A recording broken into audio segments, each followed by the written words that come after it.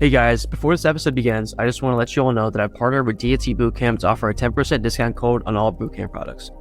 While studying for my DAT, I found DAT Bootcamp to be the best resource during my preparation. Their extensive review videos and practice exams are second to none.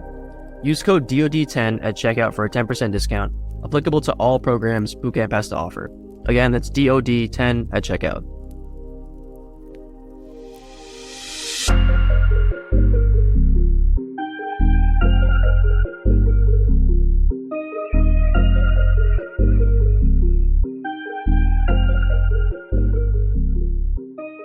Welcome back to another episode of the Dose of Dental podcast.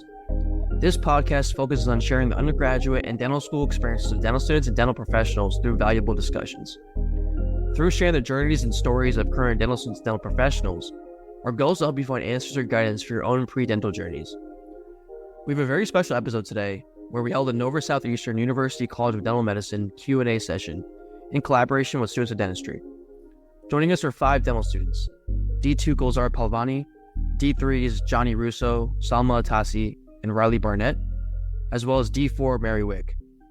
If you enjoyed the episode, be sure to leave a rating and follow the Dose Dental Podcast and Students of Dentistry on Instagram. All right. Hi, everyone. Thank you for joining us for the pre-dental applications Q&A. This is going to be very geared toward all the pre-dental students that are in the chat, so feel free to unmute yourself and ask questions or drop them in the chat, and we will ask them for you. So we have Nova Southeastern, their ASDA U-Board here, and if you guys just want to go around and introduce yourself and maybe say what year you are, and then we can get started. Hey everybody, my name is Mary Wick. I'm a D4 at Nova.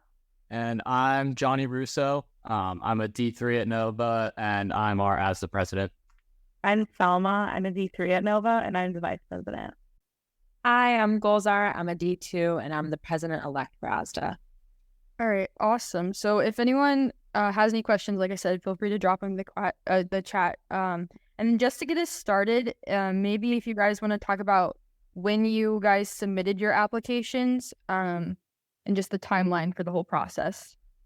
So when I applied, I did like the soft opening. I think I opened up in May or something. I started asking for my letters of recommendation. I put all like my volunteer stuff.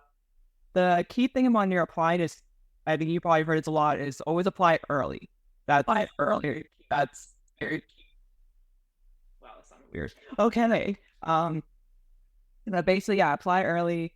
And then, because I wanted to make sure everything was ready to go, the one that official thing opened, all I had to do was press submit and input my credit card information. And that's basically what I did. No, I only applied I applied twice. The second time, I didn't really need to apply because I had gotten accepted, but it wasn't my school of choice. But as soon as I submitted the applications, I got, oh, hey, we have an open spot for you. So just because you don't get accepted right away, don't get discouraged. They accept students all the way up to when they start school, basically. That was my experience. Maybe Salma or someone else can have a better input. Yeah, so for me, I started my application whenever it opened. I want to say it was June 15th or May 15th or something, but I didn't take my DAT until August 23rd. So I don't think that my application was complete until like mid-September, which I would not recommend, but it worked out for me. So I wanted to apply in June, but because I wanted to apply in June because I was going to take my DAT in May, but that was the COVID summer. So they canceled my DAT and they pushed it back to June. And so I ended up taking my DAT in June and I applied in July, like late July. I think I had my application complete, if I remember correctly, and I took my DAT the end of August. And I remember because I had my application ready to go, I was able to just put in my DAT score and submit my application. And I highly recommend having your application done. Like, I know sometimes we take longer to take our test. So I remember it takes a while for it to get verified and for your transcripts to get approved and everything. So it's good to do all that type of back end work. So, and then push your application forward to get approved and everything. And that way, as soon as you get your DAT score, you can send it. And then that means your application will be at the top of the pile to get reviewed by the different schools. I see in the chat. Yeah, chat. I see. What do you think is the most important aspect of the application? Good question. Definitely having your application done. Like, because a lot of times I know like when admissions are looking at applications, they won't even, sometimes they'll look at it, sometimes they won't, but unless you have a DAT score present, they'll just like, okay, we'll keep it to the side. Like they'll say, okay, your GPA is good, your volunteer hours are good, but you have no DAT score, so let me put this to the side. I would just always try to have everything done when you submit it, but like a lot of our students, they didn't get their DAT score, or they have it, as soon as you get that DAT score, submit it right away, even if it's an unofficial one. Like, I think, Johnny, you said you took yours in August or something? Yeah, like end of August. Yeah, so, but as soon as you got your unofficial score, you send it straight to the admissions people, or like you try to update it or something. That's the most important thing, is that, because I know a lot of schools, if you have anything below, I think a 20, they don't like, they like things above 20 or above. I know NSU, they don't like seeing stuff that's like 19 or lower. Correct me if I'm wrong on that, but when I've heard students say, oh yeah, I got like a 22 or 20 PS or A, they got interviewed right away. You gotta want to get to the 20s plus and then submit your unofficial score right away. Now saying like, okay, I submitted my application, but I don't have my DAT score yet. So as long as you Reporting in progress. As long as you're in communication with them, and if people say, hey, I'm taking my DAT this time, I'll give you my unofficial score right away. Communication is very key in this. I agree with Tori that it is important to communicate. You want to make sure you let the schools know that you're applying to, like the same day that you get your DAT score, if you're happy with it and it's the one that you're going to be using, to reach out to them and let them know, hey, this is the DAT score I got, I'm really interested in your program. It's really important to just show face, I guess, virtually. And I think the question was, asking what's the most important part of your application, aside from your scores, your DAT score and your GPA that are going to be carrying the bulk of your application. The only thing that's allowing schools to get to know you on a more personal level without meeting you is your personal statement. So you want that to be like the most authentic version of yourself and really speaking true to who you are and making it as unique as possible, because there's so many that they're reading. So what makes you stand out from somebody else? Yeah, I think I agree. I don't think that the DAT is the most important thing. My DAT score was probably lower than average for my class, to be honest with you. So I think it really is holistic, the way that they look at you. I think that the thing that's the most important at Nova especially is they want to know that you really want to go there, and they want a good reason as to why.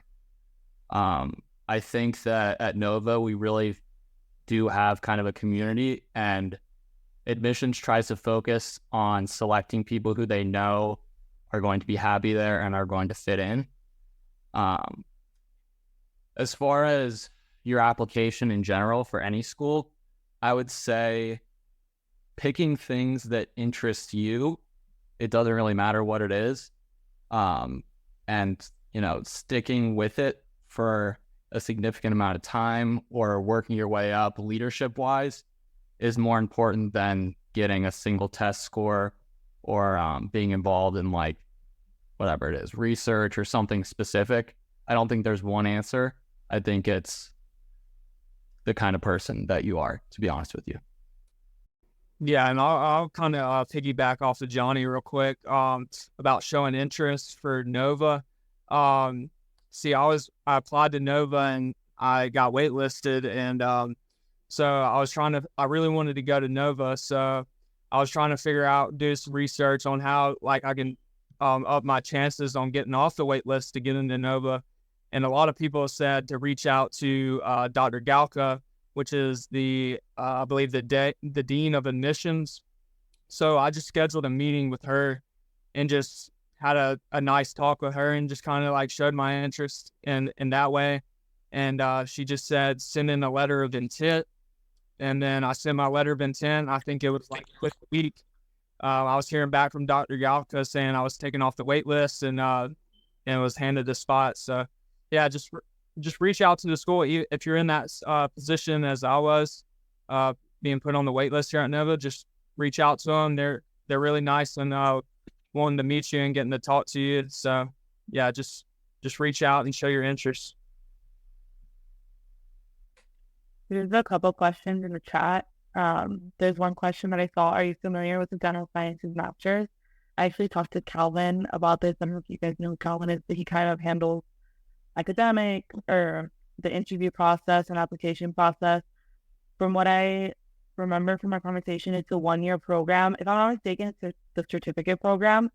It's a 1-year program that Nova offers, and you basically take very similar classes to the D1s at the same time as the D1s at the time. And I believe if you get 3.6 or above, that guarantees you a spot in the following year's D1 class. And then if you get a 3.5 or something like that, it's on the website. I don't remember what it was exactly, but if you get a 3.5, then that guarantees you an interview for the following year. So yeah, that's what that program is. If you have more questions, you can ask in the chat. But somebody else asked another question about personal statements. I don't know if anybody wants to start answering that.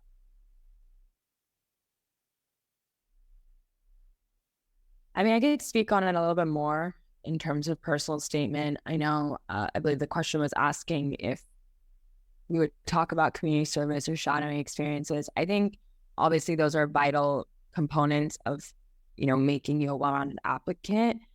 And there's other portions in the application where you will be talking about community service and types of shadowing you've done and any other volunteer or dental related activities. But I think it's really important to use the personal statement to maybe highlight a few main ones that really shaped who you are, but also try to make things unique as possible to you. So like, even if it's not necessarily dental related, like you could talk about what route you took to fall in love with dentistry or why you want to become a dentist, and kind of veer away from the generic responses like I want to help people and I like teeth or smiles and things like that, because a lot of people are going to be talking about those components. So yeah, I think it's really important to make it as unique and as personal as to you. I didn't really have anything super major to talk about in my personal statement. So I just talked about shadowing experiences, some mission trips that I went on. And then towards the end of my personal statement, I started talking about how I like playing video games and how I played lacrosse in high school and in college. And I was able to relate those things that I mentioned, and also like playing piano and things like that. I talked about manual dexterity, and I kind of tried to relate all these things I was interested in that were not dental related to dental things. So like with lacrosse, I was talking about how you need to be a really good team player and also a really good leader, and I related that to working in an office. So definitely you don't have to just talk about dental. You can explore other things, but always try to relate it back to dentistry and find those little things that relate to dentistry. Yeah. Your personal statement, it's basically you're trying to tell the mission people, hey, this is who I am. This is basically why I want to be a dentist. This is what brought me here. They know what you are on paper as far as academics, community service. Like when someone was saying, like, you don't have to, it's great that you have dental in there, but if your hand skills, like what makes you feel like this is the field that you are meant to be in. Because anyone would say, oh yeah, I want to be a dentist because I want fixed teeth. Anyone can say that. Say something that makes you stand out. Because at the end of the day, the only person that knows you is you, and you want to make sure that mission people see you for who you are. And then when they invite you to interview, you can expand about what you meant in your personal statement. One of the questions in the chat was talking about if you're a foreigner. Question, are you saying like you're a foreign dentist, or like you're just a student that's coming into the country? Like, because if you're a foreign dentist, there's certain things you have to go through to get your license in America. So like at Nova, they have an international dentist program. where like you start as a D2, I think, right? And then, but that's in the Clearwater campus. And then you do 3 years and then you have your dentist license in America. But that's for if you're like a dentist in somewhere else. And I think you still have to take the same exams and stuff like that. The average stat score at Nova, I believe it's like they will only look at your application really if it's like a 20 or above, right? I think that was the average. Like anything below a 20, it's not really, they'll look at you, but they won't. 9 out of 10 times a 20 or above is what they really want. Yeah, I think someone's asking if it's like academic average or total science. It's just your academic average and your total science should be a 20 or higher. There are certain categories that aren't as important, like reading comprehension and math. Like you want them to be high, but they don't necessarily need to be, a 20 or 21 or something like that. But if I have a couple of bad grades, however, I have an overall good GPA. Okay, so if you have a good GPA, solid. If you have a good DAT score, solid. If you have a lot of experience as a dental assistant, patient coordinator, even better. It shows that you're not just someone that's good academically, you're going out there and you're putting yourself in the field to make sure this is what you want to do. Like my background is I was a dental assistant before dental school. I'm a current outreach coordinator for a mobile dental bus. I was not just someone that was studying it. I needed to be involved in it. I didn't have my undergrad GPA wasn't the greatest, but I made up a master's program. I did a master's of public health. A lot of other students do masters of biomedical sciences. If you have a low GPA, that's okay. You still have an opportunity to get accepted down the road. Like you just have to think about, okay, I have to accept I have a low GPA. Let me go to a master's program. Let me get a good DAT score. Let me show them my background in public health or like something I'm doing outside of school. Like I'm an assistant here. I do stuff on the side. I do a lot of community service. Like you can make up for a bad GPA by being involved in other programs, other things, showing that you're active in your community, showing you're active in a dental office. Like just don't think, oh, I have a horrible GPA, I'm one and done. You can still make up for it.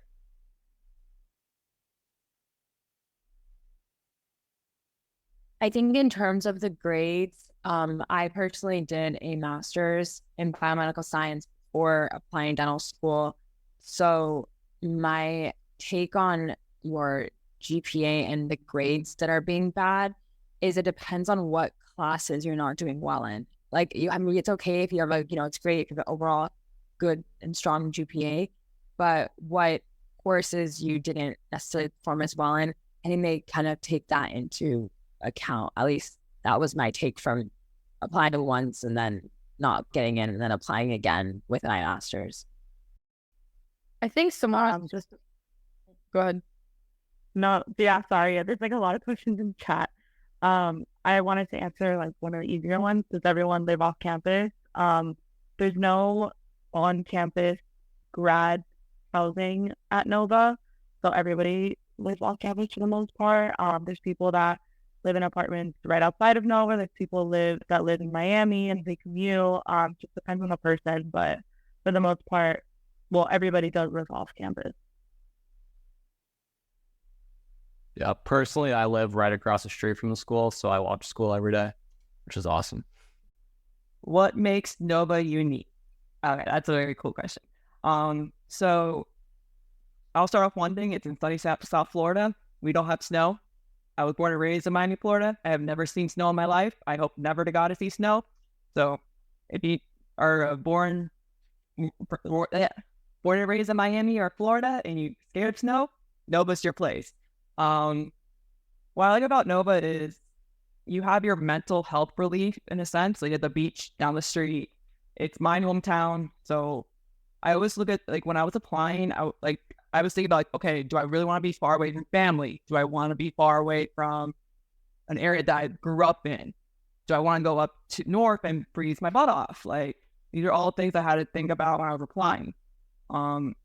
If you're fortunate enough to get accepted to multiple schools, think about okay, do I want to spend that much money traveling back and forth cross country to see my family?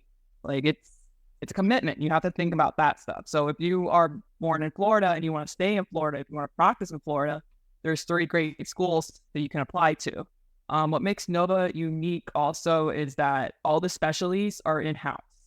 So if my patient needs an endo, all I gotta do is go upstairs and be like, hey, can you come and do a consult for this one patient?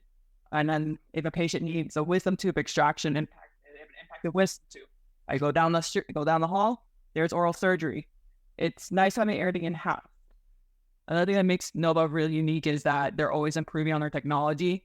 Like we're getting a new CBCT, we're getting like all of our clinic teams are going to have a scanner. It's nice that Nova's always trying to get the newest technology, but every dental school has something to offer. It depends on where you want to end up, essentially. Like I can only talk about Nova's experience. That's where I go to.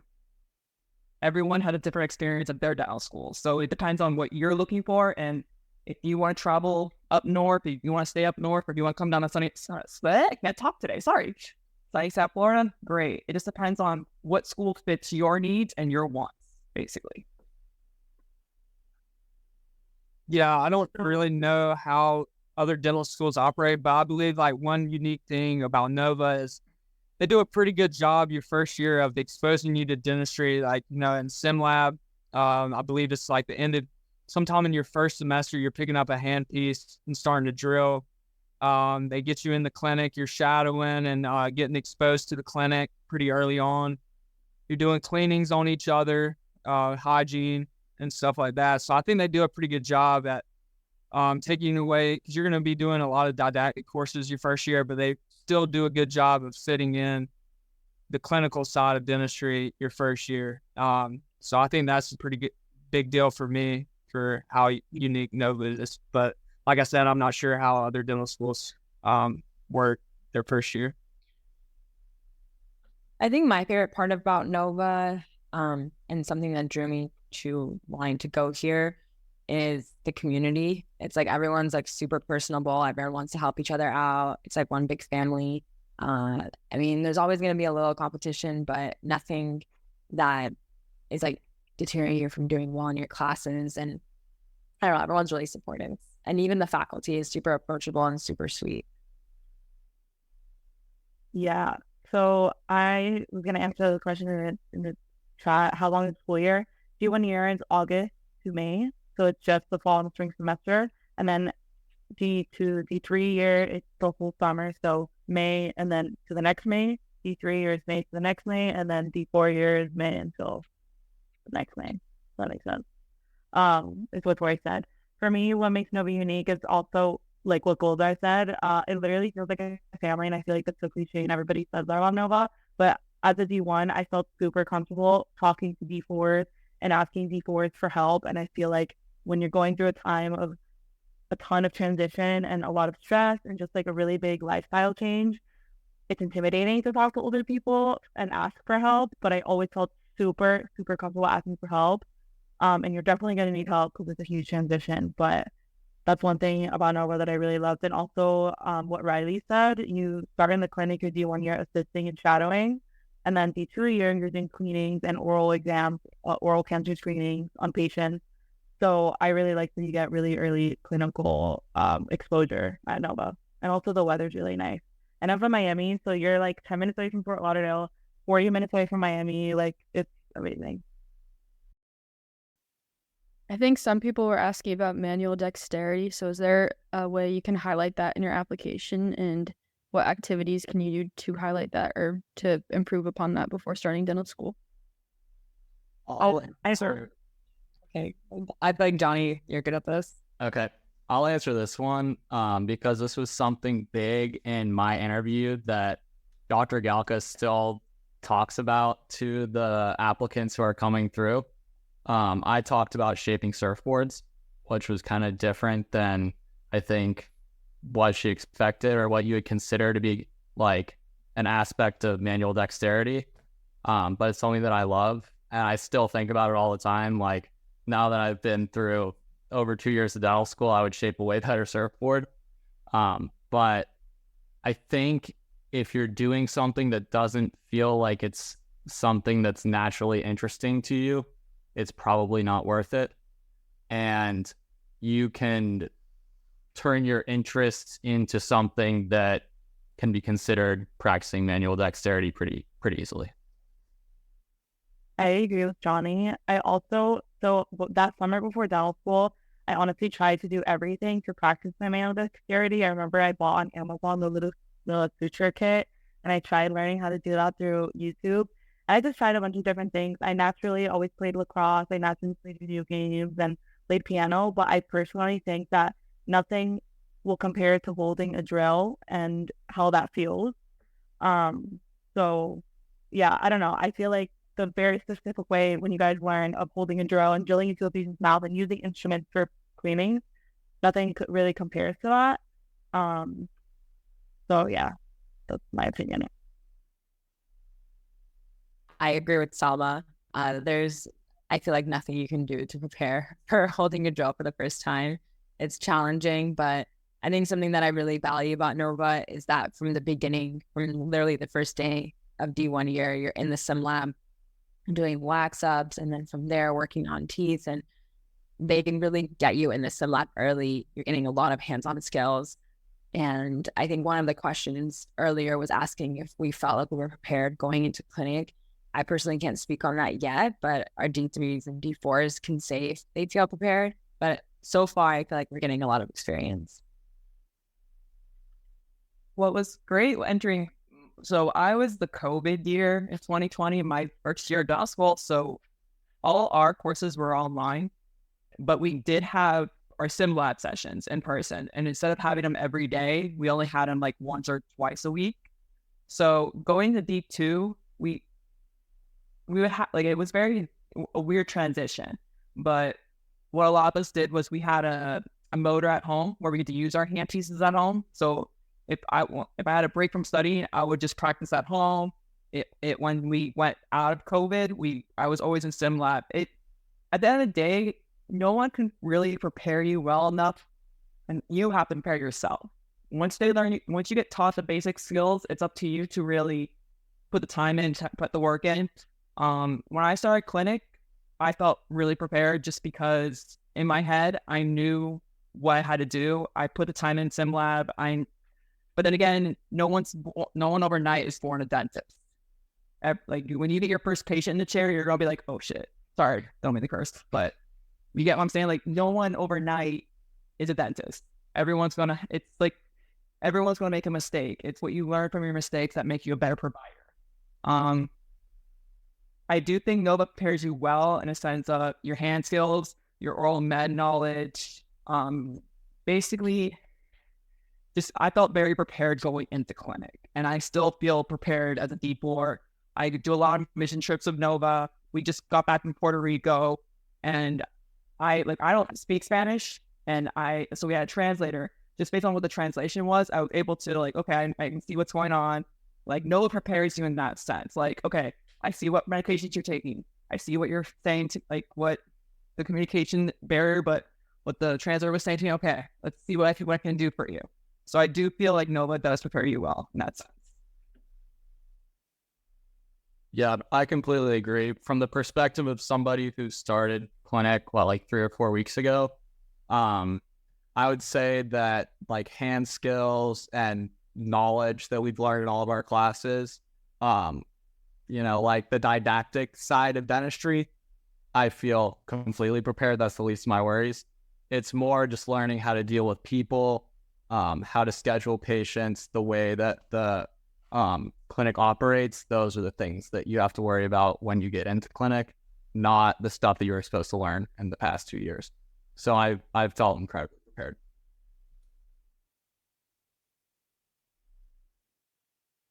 There's a question about asking what Nova focuses on most. So I don't know if you meant in terms of your initial application or your interview, but I'll speak on the interview portion. So after you get your offer to get an interview, then when you're in that meeting, it's very one-on-one, very personal. It's just like a conversation. They just want to see if you are the same person that you talked about in your application, and that you can socialize. And it's just very conversational, very chill, and not intimidating at all.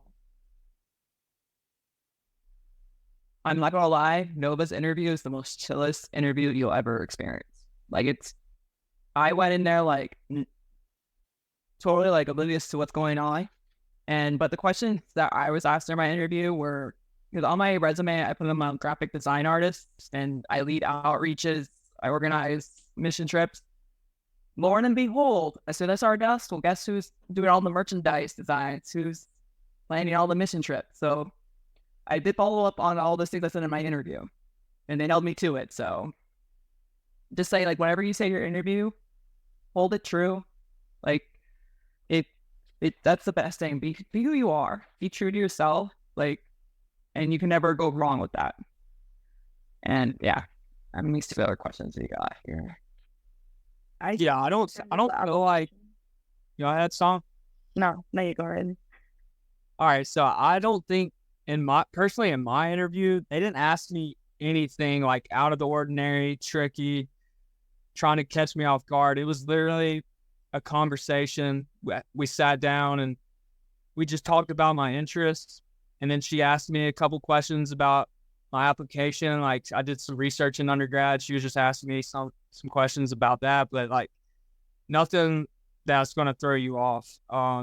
Just know your application as best as possible and you should be good. I mean, I don't think they're not there to trick you or anything. They just want to see who you are as a person, honestly. Go ahead, Salma. Sorry. There you go.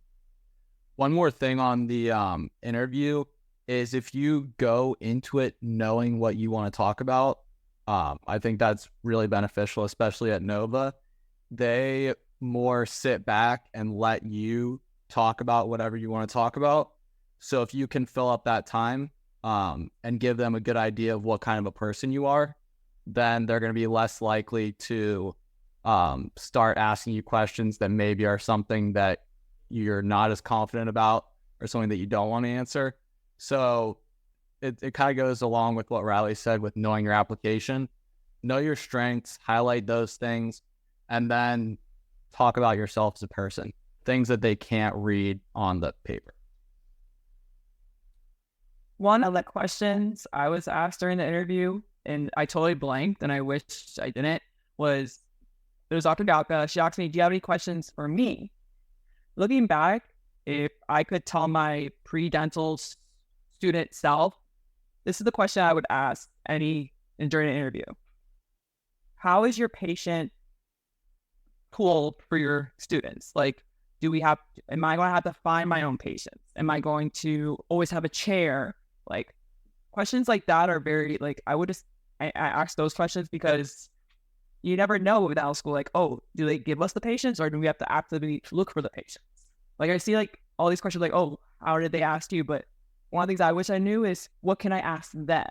Because remember, you want to go to their school and they want you as a student, but you got to realize, like, if you get accepted to multiple schools, you want to, like, why do I want to go to your school? Or if this is the only school you're getting accepted, like, is this really the school I want to go to? And I'm going to put a lot of money to this school. Do I really want to go to this? Do I really want to jump into this much step? Like, what am I getting into? Kind of thing. I want to, thank all of our NSU e-board members for coming on and answering all these questions. You guys did an absolutely phenomenal job and just banged out so many important topics. So thank you guys so much for everything you've done. The goal and what we want to do here is we are going to be launching the Predent Mentor Map.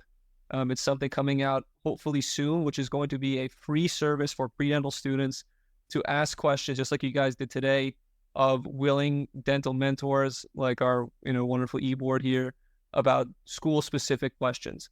So you guys can sign up when we launch this hopefully soon. If anybody has any questions, I can see some of the e-boards throwing their contact information in there. If you guys are comfortable with that, please do, so you can continue the conversation.